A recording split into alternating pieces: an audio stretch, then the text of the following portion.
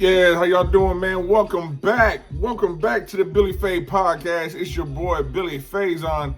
Thank y'all for taking time out of y'all day to listen to what I got to say. Man, we're back after a long absence, man. I appreciate y'all being patient with me. Everybody hit me up, ask me when I'm coming back. When I'm coming back, guess what? I'm here, baby. I'm here.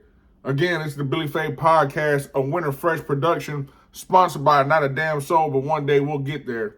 Man, so much to talk about. So many things have happened, especially since I've been gone. But we're not going to backtrack that far. But we are going to backtrack to about a week or so. Man, today episode we're going to be talking about Super Bowl recap, pretty much the NFL recap, what happened over this past season. A lot of things, man. We're going to be talking about what happened over this past season, what we're going to think about in this offseason, some of the big offseason news, moves, acquisitions that we think are going to happen, and moving on to next season, man, who we think contenders and pretenders are going to be. Also, NBA All-Star breaks is coming up this weekend. Not really a lot of teams separating themselves from the pack this year in the NBA. There's a lot of parity, but there's not a lot of teams that look dominant this year. We'll talk about that. And obviously, we're going to get into my New York Knicks and my New York Giants. And we'll close the episode out on some GOAT talk. We had Tom Brady retire, along with LeBron James taking over the NBA scoring. He's numero uno now. He's the king in NBA all-time scoring, man. So we'll definitely jump into that. But like I said, man, it's been a long time since I've been talking to you guys, man. BillyFai podcast is back after a long absence, man. Almost 2 years, actually. A lot of stuff been going on, man. We're not going to jump into all that just yet. But, just know that I'm here. I'm going to try to put these episodes out every Wednesday. Every Wednesday, we're going to drop a new episode, man, and just recap the week that was in sports. And, sometimes some episodes, man, we might get a little personal as well this season on the BillyFai podcast, man. Get a little deep, man, just talk about life other than sports, man, because, of course, there's a world outside of sports. But, that's what I like to talk about. But we are going to get into that on this season of the BillyFai podcast as well, man. Some personal stuff. Just grown folk talk, man, if y'all don't mind, man. So that's what we're going to be doing here, man. But today, we're definitely going to talk about sports. We're definitely going to talk about sports today, man. Like I said, we just had a Super Bowl a few days ago. Kansas City Chiefs won another Super Bowl with the Philadelphia Eagles, man, 38-35. The big story everybody's talking about, was that holding call on James Bradbury.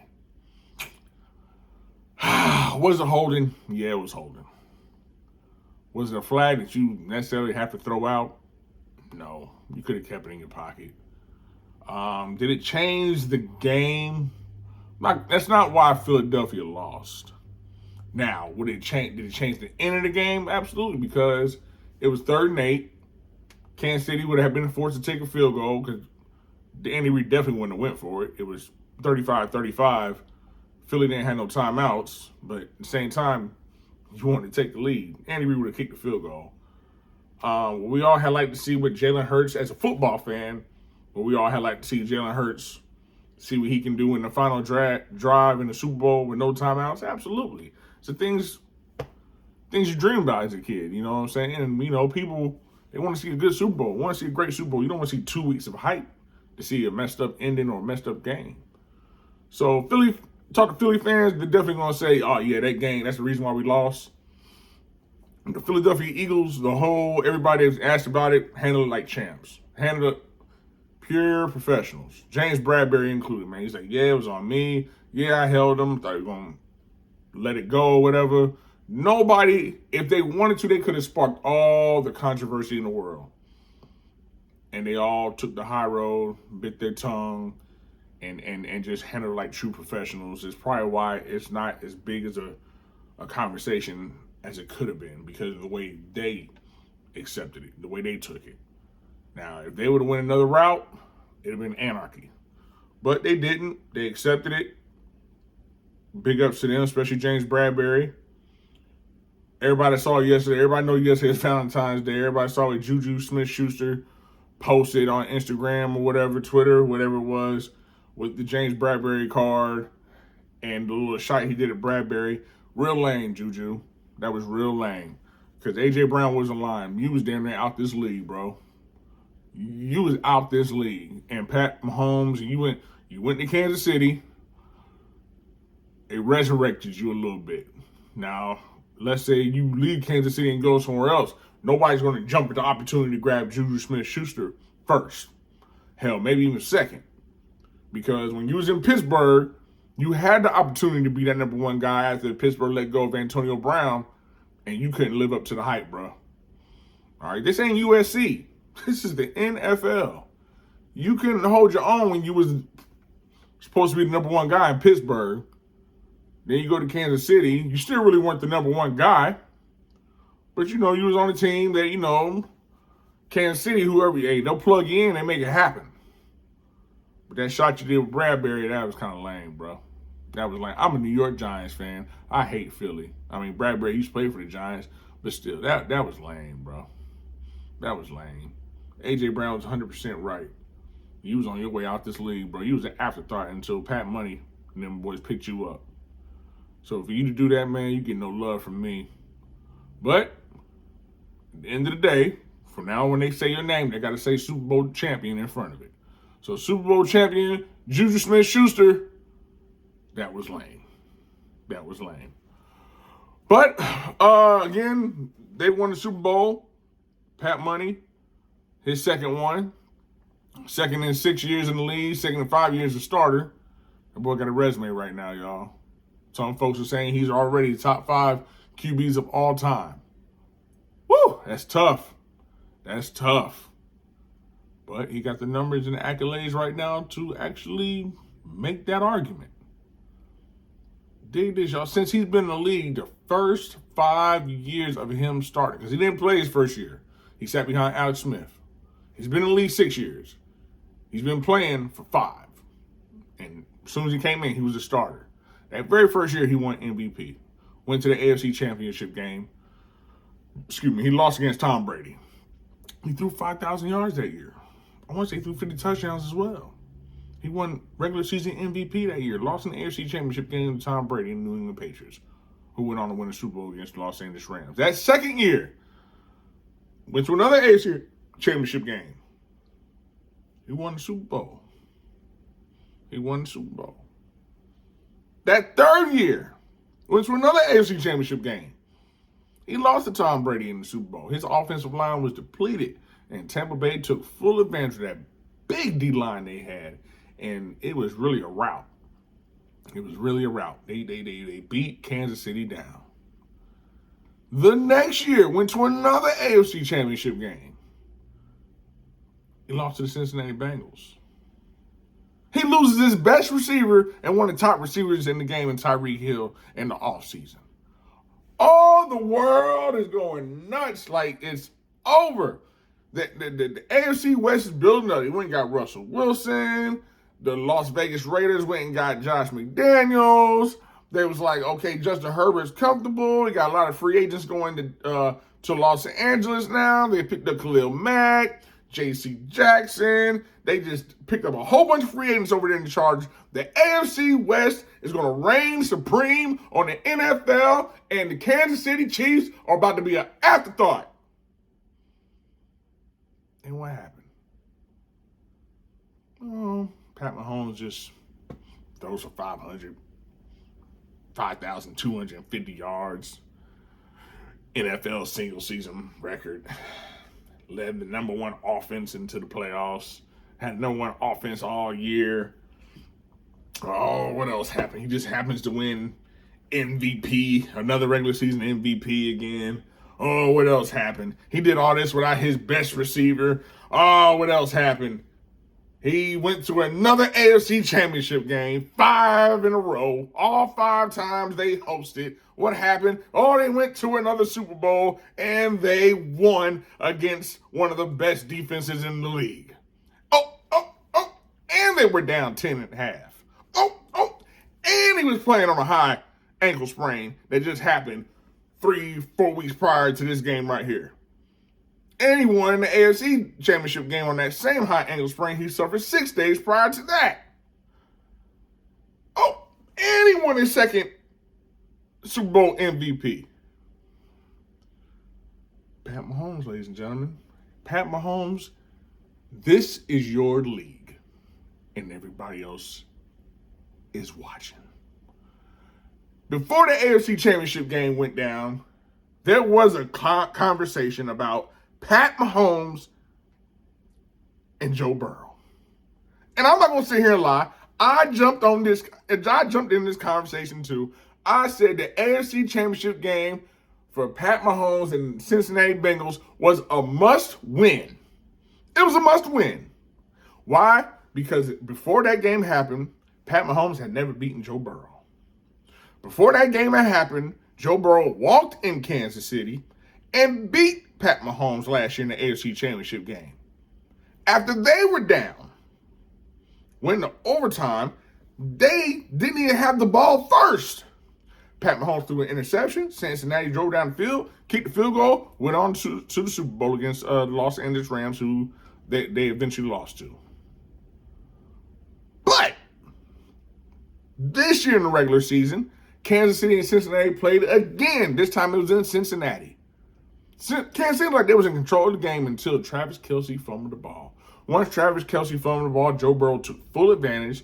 Boom, boom, boom. They went on to win the game. That was 3-0 against Pat Mahomes. So then the conversation started.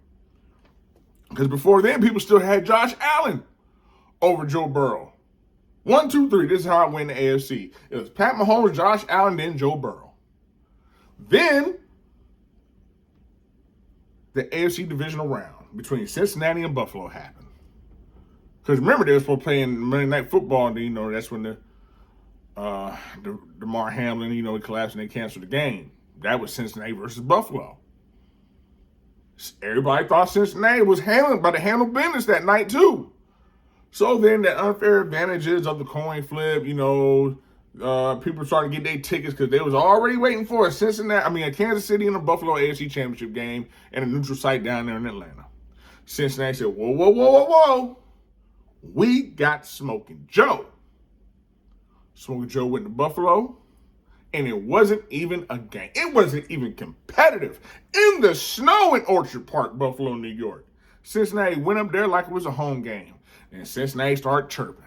See, it's one thing you can't do to teams that has been dominant for long periods of time. Even though you have their number matchup-wise, one thing you can't do, especially in the NFL, is give a team bulletin board material.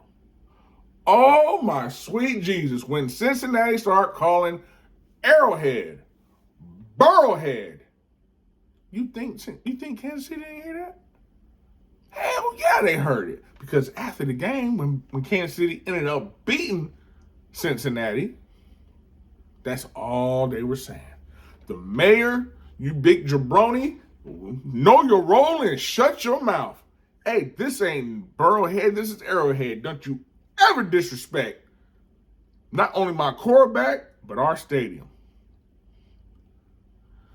And like I said, Kansas City went on and they won the Super Bowl. After everybody in the world, and I ain't gonna lie, I had my concerns about Pat Mahomes coming into the season, but all they did was make him better. Remember, when this guy lost before he went to the Super Bowl against Tom Brady, he just told people, I just really learned how to read defenses. He literally just said this a couple years. I just literally learned how to play defense, read defenses. He's 27 years old, ladies and gentlemen. Just won his second Super Bowl in 6 years, 5 years as a starter. He's already won 2 Super Bowls in his first 6 years. Tom Brady he kind of had I know he's going to talk about, let's talk about the NFL goal. Tom Brady kind of had 2 careers in one. And what I mean by that is his first 3 Super Bowl wins, he led comeback drives and they kicked the field goal. Vinatieri, when he beat the St. Louis Rams, actually they were defending champs. I think it was an 18-point underdog as well. In that Super Bowl they played against Kurt Warner. He drove down the field, they kicked the game-winning field goal against them. They drove down the field, kicked the game-winning field goal against Carolina. And they held on to beat Philadelphia by 3. Tom Brady then wasn't really a gunslinger. Then he was more of a game manager because then the New England Patriot defenses were stout. I'm talking about Brewski. I'm talking about Willie McGinnis. I'm talking about Vrabel. They had some dogs on that defense right then. But then as years went on, especially 07, the undefeated Patriots team, Brady broke all the records. He broke the passing touchdown record. He broke the passing touchdown record in that season, broke the yards touchdown record, single season passing yards that season. I mean, because he had Randy Moss too. He had Randy Moss. He had Gronk. That 07 team, he had Wes Welker. That 07 team was stout. Stout. They lost to my New York Giants, but no, we're not talking about my Giants right now. We're not talking about my Giants right now. Golf clap, though. We're not talking about my Giants right now. But Brady was a gunslinger in the second half of his career. Because that's all he did was sling the rock. Then Belichick set him up with two tight ends. He had Hernandez on one side, had Gronk on the other. Then he had Big Moss before he left again. Then in come Julian Edelman. Then you get a free agent called Chris Hogan. See, another thing about Tom Brady, he made people that you wouldn't even think about good. Like, especially in the AFC East, they used to trade within the division. And New England will pick him up. Like, hey, y'all don't want him? Come on. I'll take him. Y'all don't want him? Come on, I'll take him. Y'all don't want him? Come on, I'll take him. Y'all don't want him? Come on, I'll take him. And they all won with them. So Brady became a gunslinger later on in his career and ended his career as a gunslinger. I mean, shit, this year he didn't have a running game at all. 45 years old, still slung that ball. He led the league in passing attempts just because Tampa Bay didn't have a running game at all. At all. So yeah, Pat Mahomes came in this league a gunslinger. The best running game he had was Kareem Hunt, and at the time, he was leading the league in rushing prior to him getting in trouble. That's freaking crazy. Kareem Hunt was, if y'all don't remember Kareem Hunt before he got in trouble and went to Cleveland, Kareem Hunt was a dog in Kansas City. And he got in trouble. But Pat Money, they didn't falter. Andy Reid and Eric Bieniemy kept the train going. Pat Mahomes just became more of a gunslinger. Travis Kelce, I don't think he's ever had a season under 1,000 yards. Especially since Pat Money been there. Tyreek Hill benefited from it. You know, I know Tyreek Hill was like, he went to Miami and talking about two of the most accurate quarterback he's ever had. He's supposed to pump the guy up. He's supposed to. But come on, Tyreek. Come on, bro. You missed Pat Money. That was an organizational thing. Why you ended up in Miami. That had nothing to do with Pat Money. You know, he got the big contract and all. That was an organizational thing. So for you to go, as soon as you went up there, you talking about Tua was the best accurate quarterback he's ever thrown. Man, stop. I'm taking Pat Money over Tua every day of the week, 3 times on Sunday. And you will too. Why? Because he just made Juju Smith-Schuster a world champion. Now you and Juju got the same amount of rings with the same quarterback. Not saying y'all the same talent, but you better not, don't go around this motherfuckers no more talking about Tua is the most accurate quarterback he ever had. Stop it. Stop that. This is Pat Mahomes' league right now. The gap had gotten bigger since when he beat Joe Burrow in the AFC Championship game. Joe Burrow had a chance to close that gap. He had a chance to close it. But when he lost, and now the only thing Pat needed to do was win the Super Bowl and get his second ring. Because I'm telling you, if Joe would have beat Pat and Joe would have won the Super Bowl, we would have had a conversation. There would have been a conversation. Pat probably still would have been number 1, but that gap would have been real tight between 1 and 2, and Burrow definitely would have been 2 because he would leapfrog Allen. Burrow already leapfrog Allen, though. He already leapfrogged Josh Allen. I'm sorry, Josh. I love you. I do. Y'all my pick to go to the Super Bowl this year. But if I had to rate the AFC quarterbacks right now, shit, not even AFC, the NFL, if I had to rate them right now, it's Pat Money, long down the road, number 2, because there's a gap between 1 and 2 right now. It's Pat Money's league, y'all. It's Pat Money, Joe Burrow, Josh Allen. That's it. That's it. The NFC, there's no conversations over the NFC about as far as quarterbacks. There's none. I'm a real big guy on consistency, so I understand the year Jalen Hurts just had. And everybody's like signed to a long-term deal right now. We've seen this a couple times in the NFL when a guy had one spectacular year and then, just kind of. But, he had a good year last year. They won 10 games last year and lost in the wild card round in Tampa. Excuse me. But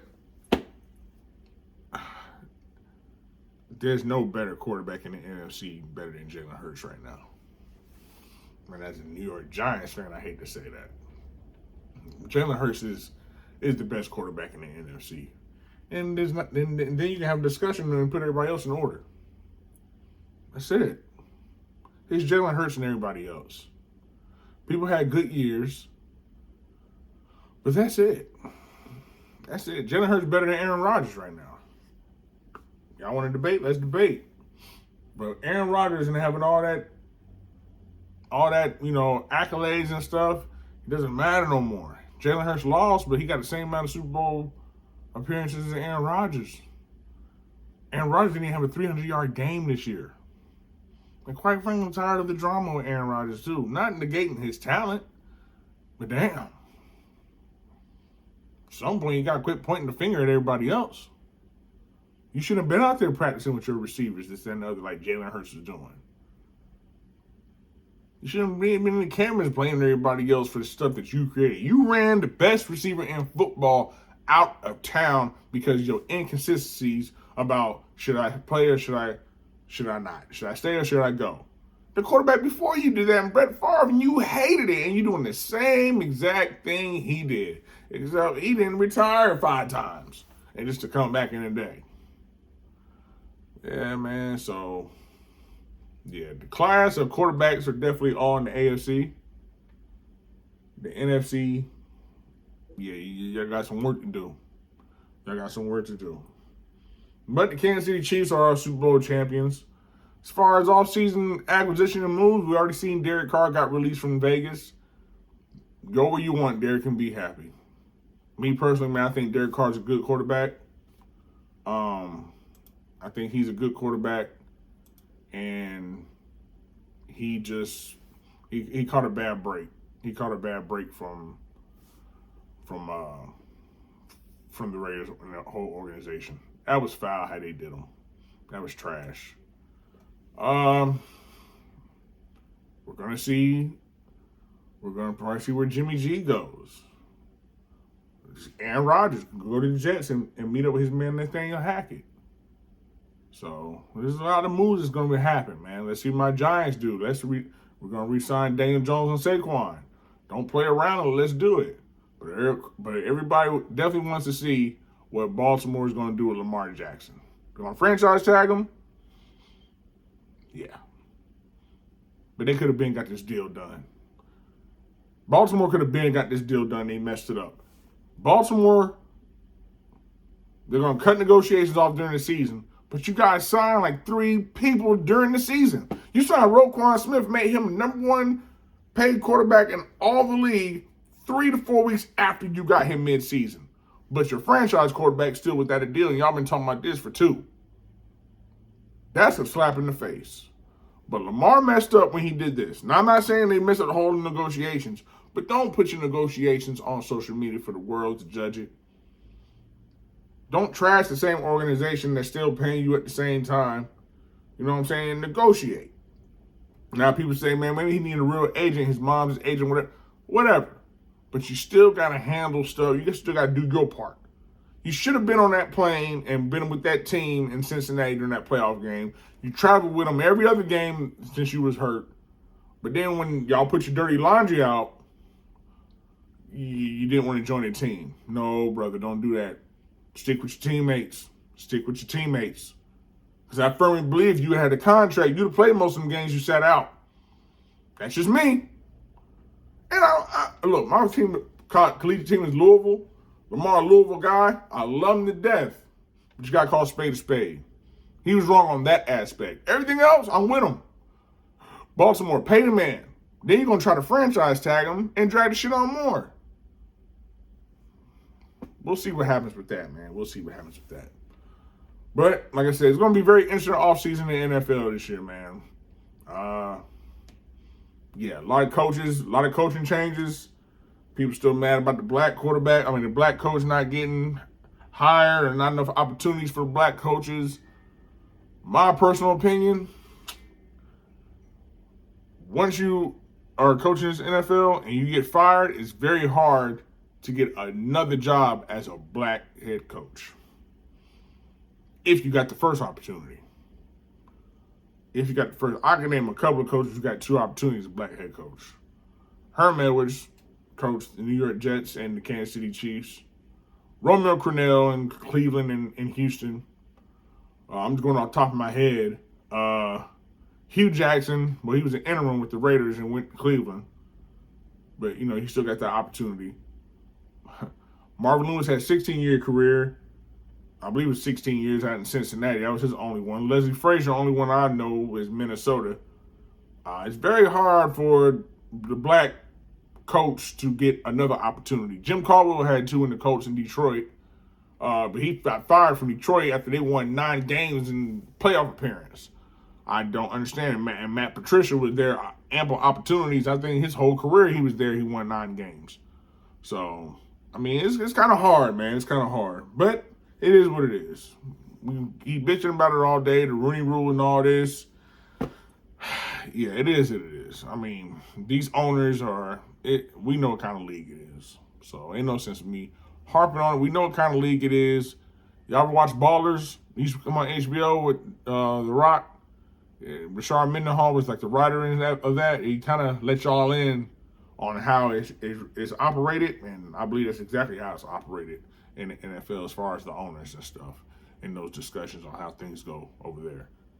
Because remember, the commissioner works for the owners. It ain't the other way around. The commissioner works for the owners. So, yeah. So it is what it is, man. But that was the NBA. That was the NFL fun season. About to get ready for this combine, the draft, here in another month and a half, and we'll see what goes on, man. Y'all know I was happy about my New York Giants, the way they played. Brian Dable, Coach of the Year. Daniel Jones about to have something he's never had in his NFL career. The same coaching staff, the same offensive scheme, the whole 9 for 2 years in a row. Continuity's big, especially in the NFL, especially for a quarterback. So we'll see how he does, man. But go ahead and pay him, man. Throw him a little bit of money in his account. Pay Saquon too, man. Pay Saquon too. He should have won Comeback Player of the Year. They gave it to Geno Smith. Well, what the hell did Geno come back from? Man, I don't freaking know. But whatever. Yeah. Moving on, man, to the NBA. There's not a lot of teams right now separating themselves from the pack in the NBA, man. We got the best team in the league is Boston. And they're up only a half a game with Milwaukee, who's won 11 in a row, after they beat Boston last night with no Tatum, no Jaylen Brown. They had to go in overtime to do it. And actually, that's it. That's the class of the East, Boston and Milwaukee. And in the West, it just seems like it's Denver and everybody else. It's just my opinion, man. We'll see. Every NBA fans know, man, the jockeying for position really starts after the All-Star break. Trade deadline was last week. These guys are about to get it in now. After the All-Star break, they about to take off. They about to start jockeying for a position. And can we kill this load management shit? I'm sick of it. I'm so sick of this load management shit, man. Shit is for the birds. Oh my God, it's awful. That's why the NBA, in my opinion, is trash right now, because I don't know, man. It's just like these guys first off, I ain't gonna say more, but a lot of these guys don't play 100%. I ain't talking about health. I'm talking about effort every game. Now you're bored of 82 games. It's been like this for a long time. All of a sudden, you guys are bored with 82 games. Come on, man. Play. These fans coming to see you, man, taking pictures in the tunnel and all this stuff is cool, but they want to see you play. I want to see you play as a fan. TV crews are coming down there to see y'all play. That's why y'all get paid some of this money from CBA and all this, because the TV endorsements and all this stuff, they come down to see you play, and all y'all do is sit on the bench. Come on, man. Play. Play. Play. Play. Play. Kawhi Leonard plays 30 games a year. 30 games a year. I wonder why these guys can't win. There's no chemistry. You playing 30 games a year. Come on, man. LeBron ain't played since he broke the scoring record. I know he's the king. Damn, king. You good? You playing tonight, though, huh? Because you're going to go to Salt Lake City and play in the All-Star game, ain't you? Y'all in 13th place, man. Y'all can't afford to lose no more games, Lakers. Come on, man. No, man. It's like the NBA it is what it is, man. I'm happy with my Knicks are doing, though. They've lost a few games this year they shouldn't have, but hey, it is what it is. Every team does that. 5 games over 500 right now. Big acquisition in Josh Hart. I love it. Love it. Jalen Brunson got snubbed for the All-Star game, by the way. He should be an All-Star. Jalen Brunson should be an All-Star. Jalen Brunson's 7th in the league in scoring. Everybody's top 10 in the league in scoring is in the All-Star game except Jalen Brunson. Jalen Brunson should be an All-Star. Since you guys have snubbed Jalen Brunson, he's been averaged over 30 points a game. Jalen Brunson should be an All-Star. Big ups to Julius Randle, who's an All-Star for the second time in 3 years. Big ups Julius Randle. Jalen Brunson should be an All-Star. Jalen Brunson should be an All-Star. The New York Knicks right now are in 7th place in the Eastern Conference. I personally think they can make it all the way to 4. That's the ceiling. They're going to catch Philly? Nah. Can you catch Cleveland? Yeah. They're in the 4th spot right now. Do I mind playing Cleveland in the first round if we hit the 5 spot? Absolutely not. I think we can make that happen. The Knicks should win their first round this year. The Knicks should be a second-round playoff team this year. And go from there. That's what I think. That's just what I think. That's just what I think. That's just what I think. My New York Knicks can win the first round of the playoffs this year. But, oh well. We'll see. Episode's going to be a little abbreviated tonight, y'all. Just a little bit abbreviated, man. Like I said, I wanted to hurry up and get back on the air, man, and talk to y'all because I ain't spoke to y'all in a long time, you know what I mean? But we're back. Like I said, I'm going to be dropping episodes every Wednesday. Every Wednesday, going to be a little bit longer, you know what I'm saying? I just wanted to get my feet back wet, talk to y'all or whatever. Got a couple of technical difficulties going on, so we're going to cut the episode a little bit short.